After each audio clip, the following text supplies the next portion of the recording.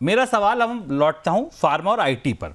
सबसे बड़ा एक्सपोर्ट तो सर यही है। अगर भारत से आप देखें तो दवाइयां एपीआई के बाजार में तो कहीं कहीं हम 80% तक का बाजार रखते हैं, और आईटी सर्विसेज सर्विस सेक्टर में अगर हमारा सबसे बड़ा एक्सपोर्ट कोई है तो वही है। तो अगर रेसिप्रोकल टैरिफ था, भारत पे गुस्सा था, लगाना था, सब कुछ करना था, तो फिर यही दो बड़े घर क्यों छोड़ दिए?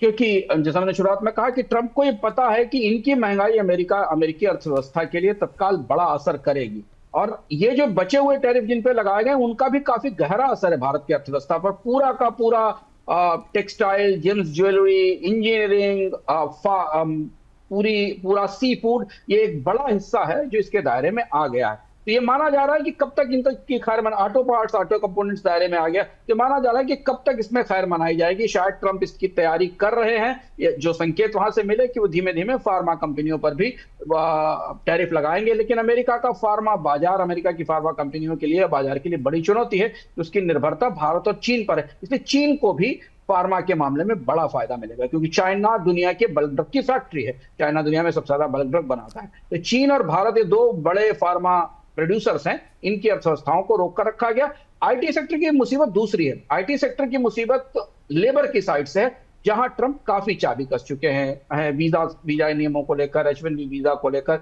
ग्रीन कार्ड्स को लेकर। तो भारत की आईटी कंपनियां पहले से ही इस बड़ी मुसीबत में है कि वो भारतीय कर्मचारियों को वहां कब तक रख सकती हैं, उन्हें वापस कैसे ला सकती हैं। तो ये असर हमें आने वाले समय में शायद डोनाल्ड ट्रंप करेंगे, और वो इस बात की का भी इंतजार कर रहे हैं।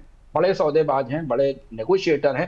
भारत ने काफी रिझाने की कोशिश की है, भारत की तरफ से बायलैटरल ट्रेड एग्रीमेंट की तैयारी चल रही है। भारत क्या ऑफर करता है, कौन सी चीजें खोलता है, कितनी रियायतें देता है, ये शायद एक रास्ता उन्होंने इस पर भी खुला छोड़ दिया है। तो ये दोनों सेक्टर हैं जिन पर थोड़े समय के लिए राहत दिखी। हालांकि बाजार में हमने देखा शुरुआत में सुबह की फार्मा कंपनियों के स्टॉक्स को थोड़ी मदद मिली, थोड़ा सा आईटी कंपनियों को तो बड़ी मदद नहीं मिली, क्योंकि आईटी कंपनियों को अमेरिका में मंदी का डर सता रहा था, तो स्टॉक्स काफी तेजी से गिरे। फार्मा कंपनियों को थोड़ा सपोर्ट मिला, लेकिन बाद में आते आते बाजार गिरे। और अब जो आंकड़ा हमारे सामने ग्लोबल बाजारों को आ रहा है, वो वही तबाही है जिसका हम जिक्र कर रहे थे। टैरिफ के स्ट्रक्चर को अगर आप देखें और टैरिफ की जो लिस्ट देखें, स्विट्जरलैंड, ताइवान, इंडोनेशिया 32-32, 30-30% के टैरिफ वाले देश हो चुके हैं, जो कि हमने कभी दुनिया में एक पूरी जनरेशन ने सोचा ही नहीं था कि अमेरिका में माल बेचने के लिए उन्हें इतना टैरिफ पे करना पड़ेगा।